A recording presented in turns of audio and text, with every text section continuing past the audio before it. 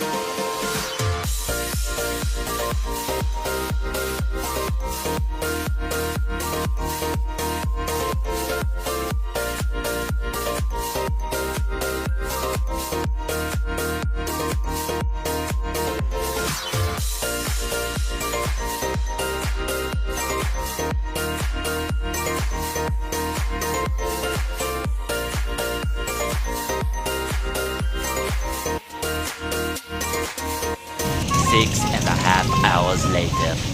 Oh, nandiyan na pala kayo nila Cedric, JR. Yung naman mga kalitkada ay maglilinis. Ba't sila Elaine at saka si Pauline wala? Yeah. Sila pinayagan ngayon kasi yun yung umuulan. Nag-notify rin po sa phone namin na very for warning po ngayon. Oo nga, Hirap nga naman. Baka bumaha po.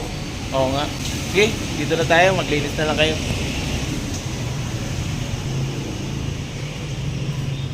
Tara guys, samahan nyo kami ng maglinis. So, hi guys! Ngayon is nakauwi na ako. Dami kong pasalubong. Siyempre, hindi lang yon. Madami din ako natutunan.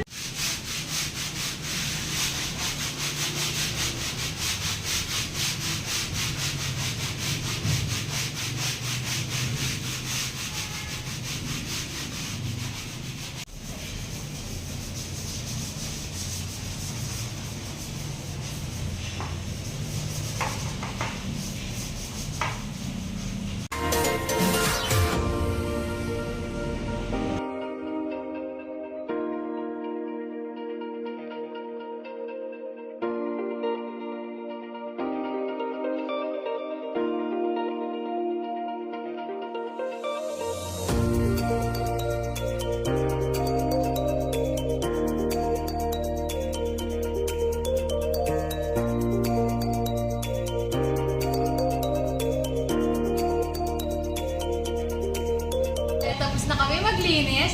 Siyempre, may kasabay itong hot na tinapay at sweet na peanut butter. Tara, kain guys! Kain guys! Yan guys Kain tayo. Salamat kay Ate Mayan at kay Ate Jing. Yes, thank you Ate Mean, Ate Jing, and Kuya Mark. So yun guys, nakita nyo naman diba na nabusog kami sa aming merienda. Ngayon naman, kami naman yung uuwi ngayon kasi nauna na sila Russell para maaga sila para bukas sa pagsimula. Yun nga mga kayunggaga, kaya kami na late ng uwi ngayon kasi nag-games pa kami ng hotel. So yun guys, bye-bye! Bye! Ingat kayo ha.